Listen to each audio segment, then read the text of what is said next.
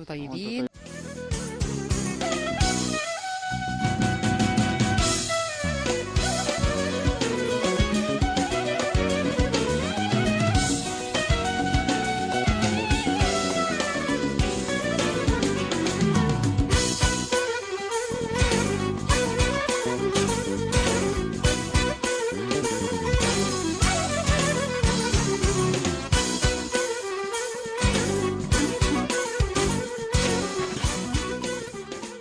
السيدة نعسة إبراهيم رفيع، هي رئيسة جمعية المرأة البدوية في عيون موسى. أهلا بيكي معانا. اهلا بحضرتك واهلا بالقناه الفضائيه، منورينا في عيون موسى. يعني عايزة أتكلم معاكي عن أنت بتقولي رئيسة المرأة البدوية هنا في عيون موسى، والحقيقة كل الكلام النهاردة الناس بتتكلم على قيمة المرأة البدوية بصفة عامة وفي عيون موسى بصفة خاصة.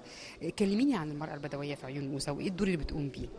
في حقيقه الامر ان المراه البدويه امراه عظيمه جدا، يعني لا فرق بينها وبين المراه في الريف ومراه في الصعيد. هي مراه عامله منذ قديم الازل.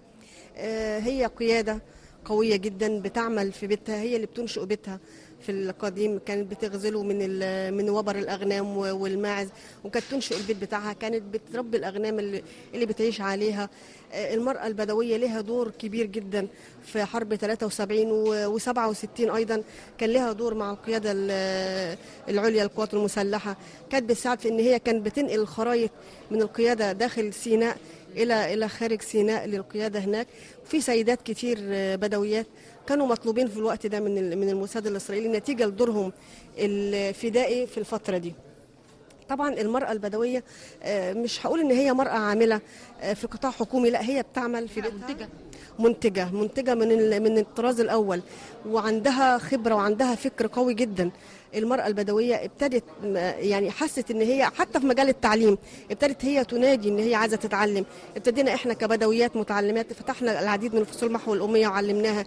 حست ان الوعي الفكري هي محتاجة له في وقت قوي جدا ووقت عصيب جدا لمصر. ست نعسة، المرأة البدوية في زمان اختلفت عن دلوقتي، ولا هي متمسكة بطبيعة المرأة البدوية بعاداتها بتراثها، لكن بتواكب العصر وبتساهم في مجتمعها دلوقتي؟ اكيد طبعا، اكيد طبعا. هو في حصل اختلاف في الفكر شويه، لكن ما زالت متمسكه بعاداتها وتقاليدها، لان عاداتنا وتقاليدنا هي تراثنا. عشان كده احنا انشانا جمعيتنا، جمعيه المراه البدويه للتراث والتنميه المستدامه، لان انا حابه انا كامراه بدويه انه تراثي العالم كله يعرفه. ويمكن كانت فرصه ان احنا نشارك في المؤتمرات، العديد من المؤتمرات، خصوصا المؤتمرات العربيه. انا السياح كده كده عارفه شغلي، انا بشتغل في مجال السياحه، عندي بننتج مشغولات يدويه، بتيجي السياح من كل انحاء العالم بيشتروا. لكن يهمني ان انا اخرج للعربيه، اخرج للدول العربيه الشقيقه، لان احنا في وقت محتاجين فعلا ان كل الدول العربيه تبقى حزمه واحده وتبقى قوه، واحنا فعلا حاسين الاحساس ده. منتجاتكم كمان بتعبر عن البيئة اللي انتوا بتطلعوا منها، وبتعبر عن ثقافتكم وتراثكم. لما سألتك عن الحاجات اللي انتوا بتقدموها، قلتي لا، في فرق بين المنتجات اللي في شمال سيناء وفي جنوب سيناء، يعني في طبيعة خاصة لكل كل محافظة؟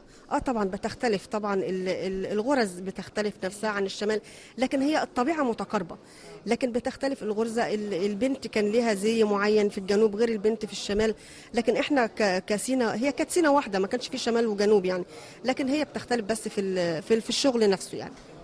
السياح لما بيجوا لكم هنا في عيون موسى بيحبوا يشتروا حاجاتكم، بيحبوا يشتروا المنتجات اللي بتقدموها؟ حضرتك ما تتصوريش يعني حب السايح لمنطقة عيون موسى. منطقة عريقة جدا، هي تتبع السياحة الدينية نتيجة لوجود ال 12 عين بتوع سيدنا موسى فيها. هناك حب رهيب بين السياح وبين المنطقة دي، لأن أنا بيجي لي فيها حجيج، هي تتبع السياحة الدينية. الحجيج بيبتدوا من عيون موسى وكان بينتهي ببيت المقدس قبل طبعا الأحداث اللي بتحصل في إسرائيل. السايح بيجي قبل ما بيمشي من المكان بيحتاج دايما إن هو ياخد أي خامة أو أي حاجة تخص البيئة البدوية الموجودة. طبعا إحنا بنحاول دايما، يعني في بعض الأحيان يمكن حصلت معانا يعني حاجة كده وقت ثورة 25 يناير كانت السياحة متوقفة. أنا أذكر أن أول أتوبيس سياحي دخل لي كان أتوبيس كوري. كم الفرحة من المرأة البدوية الموجودة، على الرغم أن هي كانت الحالة المادية عندها مدهورة، لكن ابتدت تدي السياح هدايا لحبها أن السياحة رجعت لبلدها. احنا بنحب بلدنا، وإن شاء الله مصر دايما بإذن الله هتكون محمية إلى قديم الأزل إن شاء الله. بتقولي إيه لسينا في أعيادها وأعياد تحرير سيناء؟ سينا دي حبيبة الدنيا كلها. يعني أنا بتكلم عن اللي بيقولوا إن في فتنة طائفية. تعالوا سينا، التراب ده ما رجعش إلا بدم المسيحي والمسلم. سينا كلمة الله موسى، ربنا سبحانه وتعالى لما نظر لموسى وقال له انظر إلي يا الله، نظر له في سينا. معنى ذلك ان سينا ارض مقدسه. وان شاء الله انا محتاجه بنادي لكل الاستثمار العربي ان هو سينا مش سياحه بس، انا محتاجه ان يكون عندي تصنيع، محتاجه ان الشباب يشتغل، شباب سينا يشتغل، المرأة البدوية تشتغل، والمرأة البدوية بالتالي هي هتشتغل يعني خلاص. بس احنا منتجين، بس احنا ان شاء الله يمكن هقول لحضرتك احنا بفطور ان احنا هننشئ مشغل كبير في منطقة عيون موسى ان شاء الله لتدريب المرأة، عشان خاطر انا التراث عندي ما ينقرضش وما يروحش. يبقى السائح يبص على المكان اللي بيطلع منه الحاجات الجميلة. بالظبط ان شاء الله، ويكون انتوا تيجوا تصوروا عندنا ان شاء الله.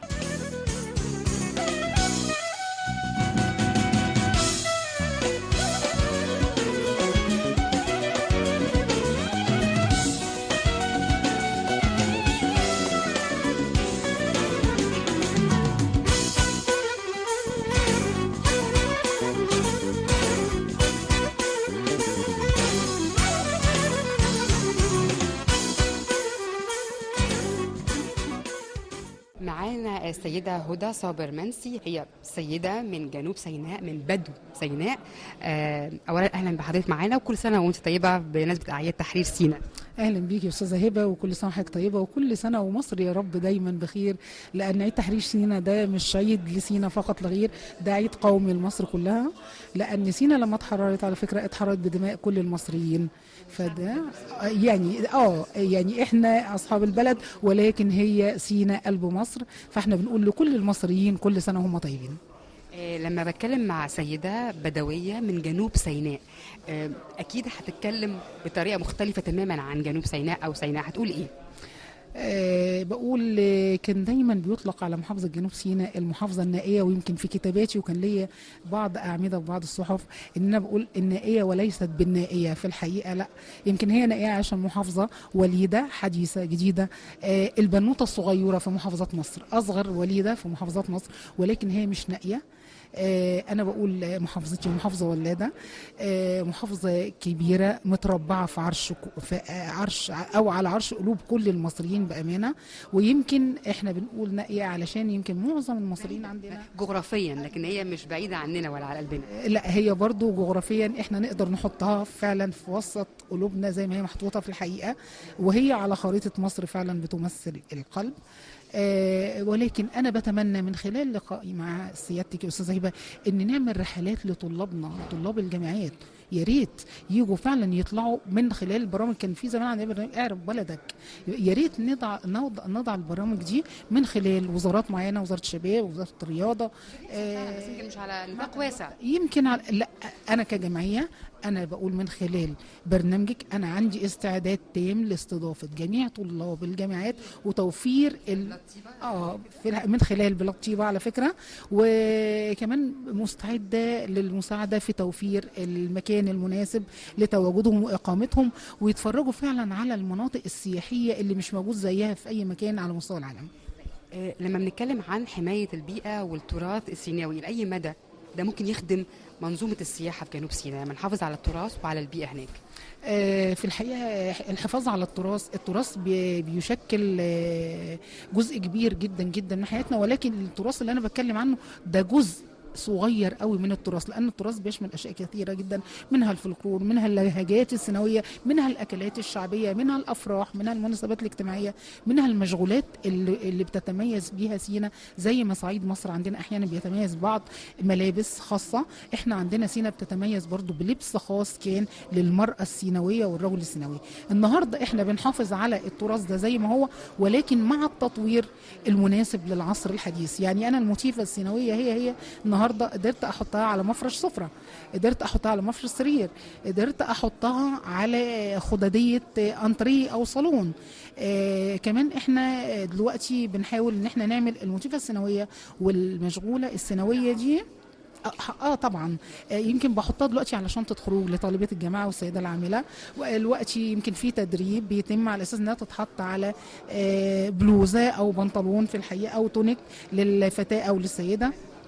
السائح لما بيجي يزور جنوب سيناء بتستهويه المنتجات السيناويه النابعه من البيئه السيناويه؟ في الحقيقة ده مش بتستهويه، ده يعني عارفة عايزة اقول لحضرتك بيحصل عندهم مش عايزة اقول صدمة، انبهار غير عادي.